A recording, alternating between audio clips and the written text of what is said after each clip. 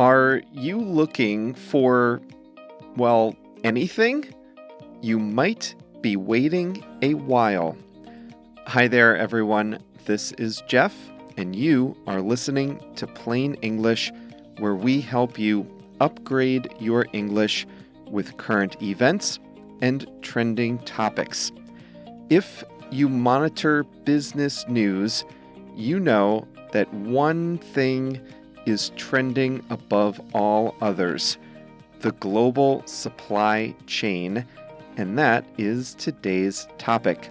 If you don't know what the heck that is, don't worry, we'll cover that in the main lesson.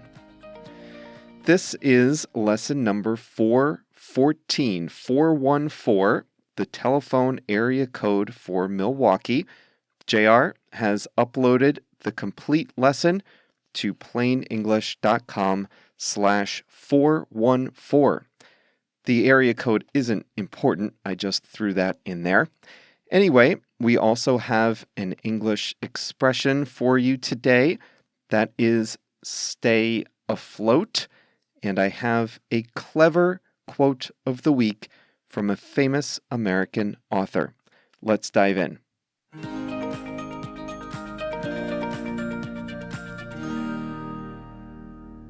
The global supply chain refers to the many steps required to produce a product from the raw materials to the finished good. The raw material is like cotton growing in a field. A finished good, in that case, is a cotton t-shirt. For example, right now, I'm wearing a shirt that's 50% cotton and 50% polyester. So the raw materials are cotton, polyester, and the ink used to color it. The supply chain required to produce my t-shirt probably involved a cotton grower in the U.S. who may have shipped the cotton to China, where it was combined with polyester. The fabric may have been treated and processed at one facility and then sent somewhere else, possibly another country, to be cut and dyed. The dye may have come from India. The t-shirt then likely came back across the Pacific Ocean and somehow made it to my doorstep. The materials would have taken trucks, container ships, trains, and finally a delivery van. Somehow, everyone got paid along the way, and I got the shirt in the right size and color. If that sounds complicated, imagine the supply chain for a car. Global supply chains got much more complicated during the 1990s and 2000s when globalization took off. Companies around the world determined that individual parts of a manufacturing process didn't all have to be done in the same place. In fact, it was better for different parts to be done in different locations. Lower trade barriers, China's economic liberalization, and reduced shipping costs all helped accelerate the trend. When it's working, which is most of the time, the global supply chain is a marvel to behold. Trillions of dollars of value is transported on planes, barges, ocean liners, trucks, vans, and trains. They go in and out of warehouses, factories, showrooms, markets, and stores. A study in 2014 showed that the average car assembled in North America had 30,000 different parts, and each part crossed an international border between the US, Canada, and Mexico an average of 8 times. The supply chain is not working right now, however. As a result, consumers around the world are experiencing delays in receiving their orders or even shortages of finished goods. The supply chain is called a chain for a reason. There are many connected parts. When one link in the chain is broken, the whole system hurts.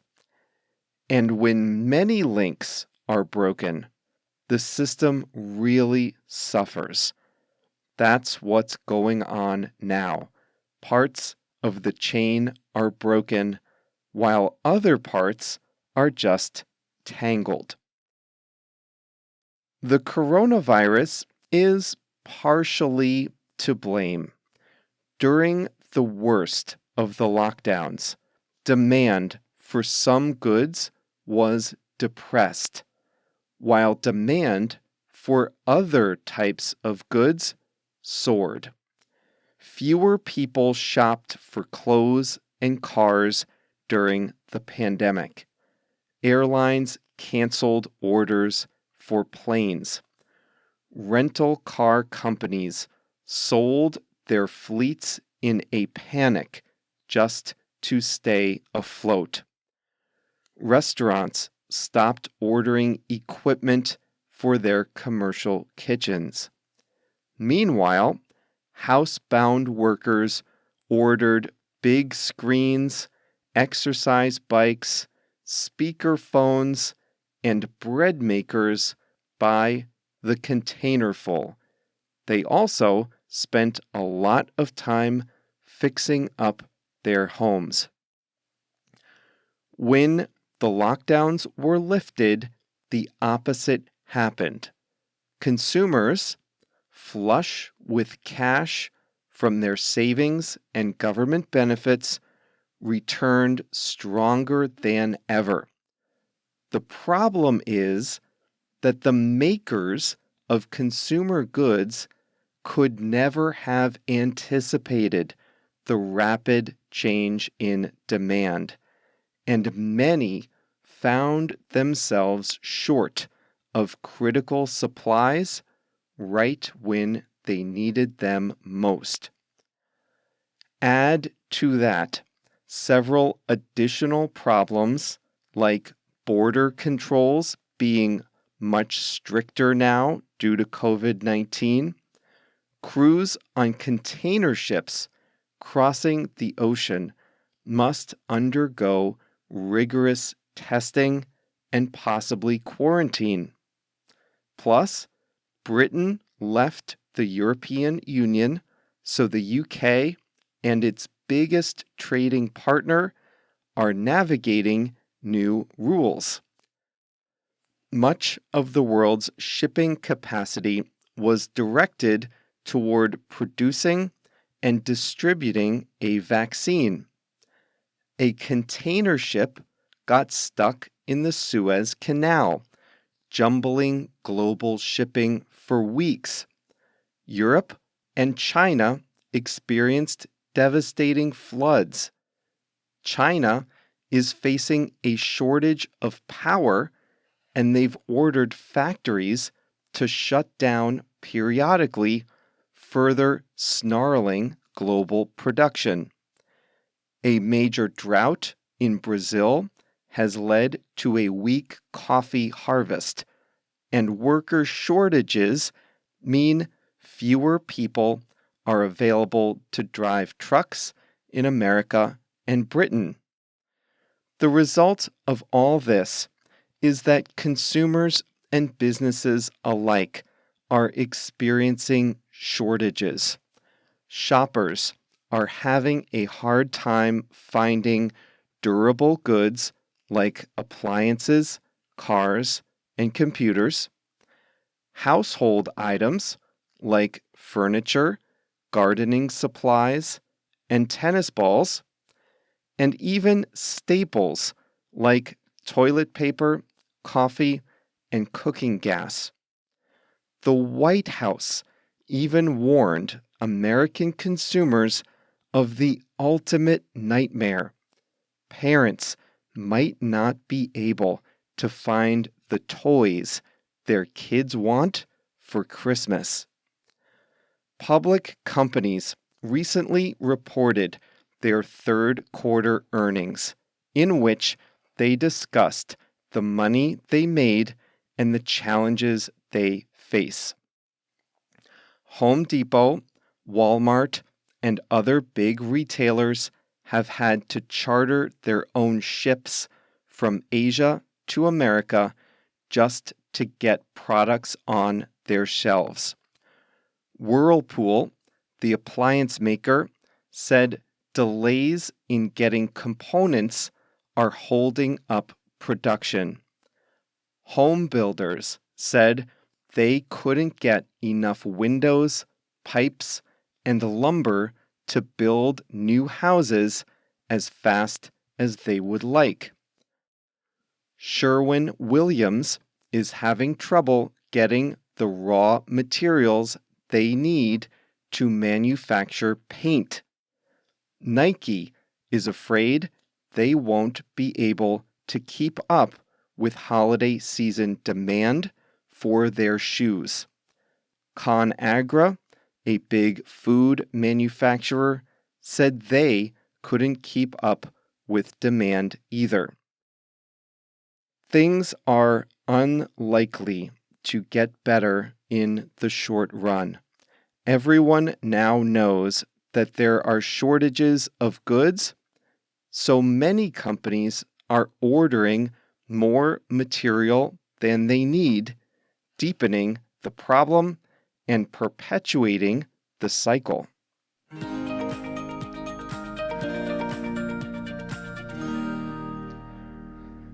Don't ask me how they did this, but one stock market analyst calculated that public company executives said the word supply chain over 3,000 times in their third quarter earnings calls, far more than in any other quarter in recorded history. The White House warned of toy shortages.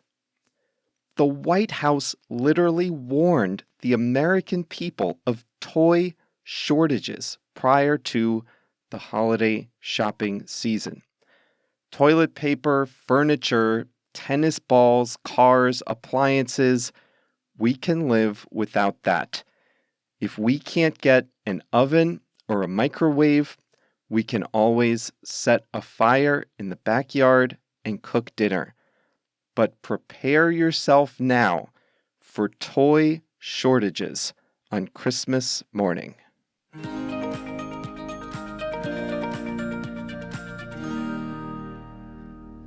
Today's English expression is to stay afloat. This one has just one very specific use. We say stay afloat when we're talking about a business struggling to survive or a person struggling to keep their finances in order. Afloat simply means floating in the water, staying above the surface of the water. When you think about this expression, I want you to think about a damaged boat out on the ocean. You're on the boat. Water is coming in the bottom. You're worried the boat might sink.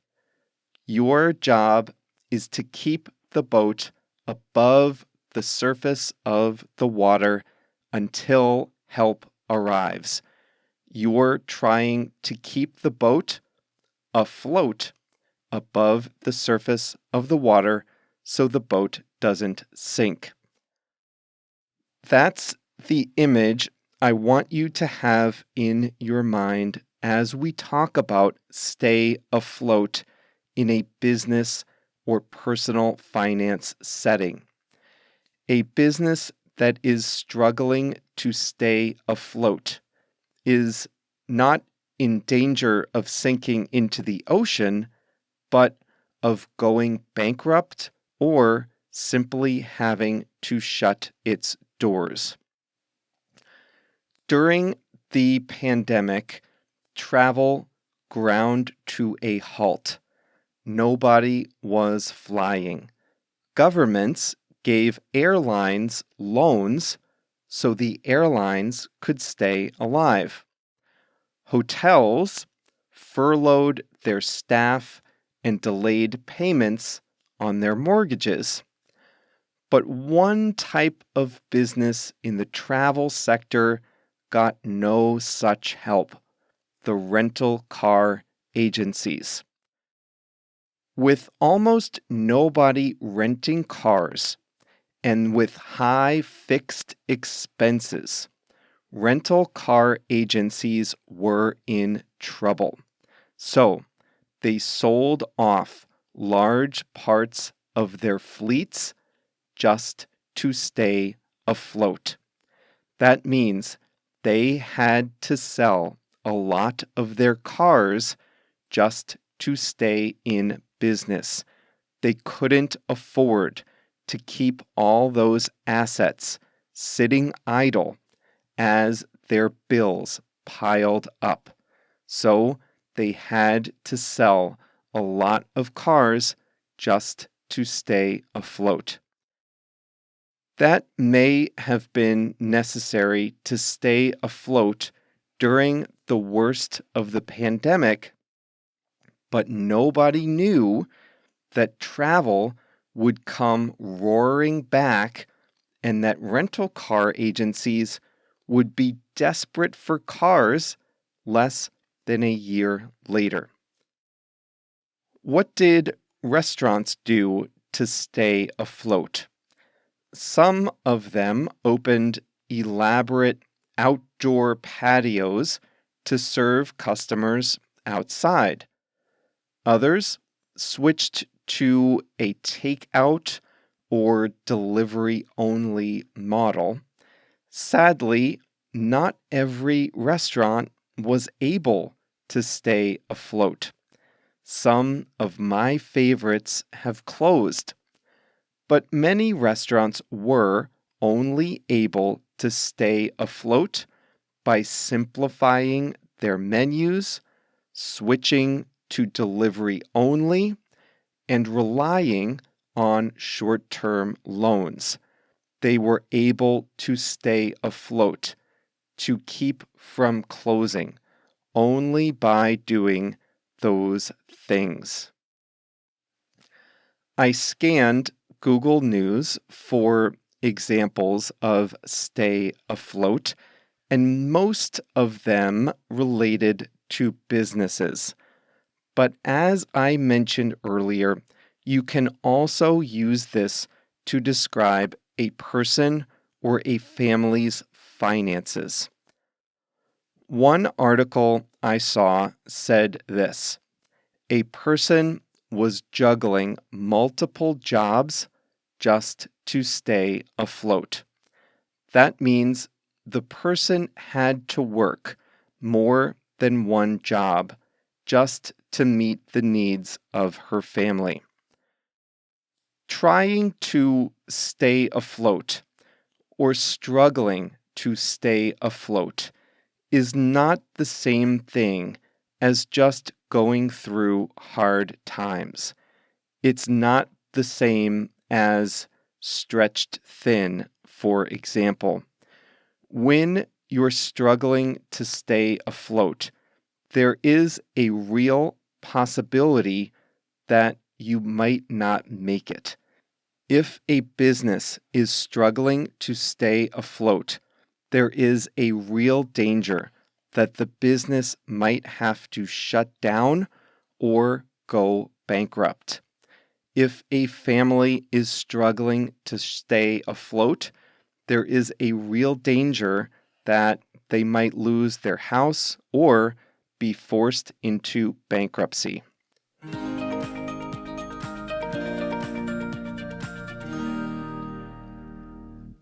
Catch-22 is a classic American novel by Joseph Heller. It's also a movie. The book is now recognized as one of the best satirical novels in American literature. Despite all that, the author never made all that much money from the book, as is sadly often the case with great works of art. He was at a party thrown by a very rich man one time when Kurt Vonnegut, another American writer, commented to Joseph Heller that the owner of the house made more money in a day than he, Heller, had made in total from his novel Catch-22. And Heller's reply is this week's quote of the week. Speaking about the owner of the house, Heller said, "Yes, but I have something he'll never have. Enough." I like that one. Well, that brings us to the end of this week's Plain English. Congratulations again on all the hard work you're doing to upgrade your English, and thanks so much for including us in your study plan. I just love these moments we spend together each week, and I know that you're making tons of progress too. Remember, this was lesson number 414, and the full lesson, courtesy of JR, is at plainenglish.com/414. If you're not yet a member of plainenglish.com, sign up now and you'll unlock access to the transcripts and full archives of our 414 previous English lesson sets. We'll be back again on Thursday when we'll talk about a special kind of helpline established in a South American capital city. I'll leave you in suspense until then. See you on Thursday.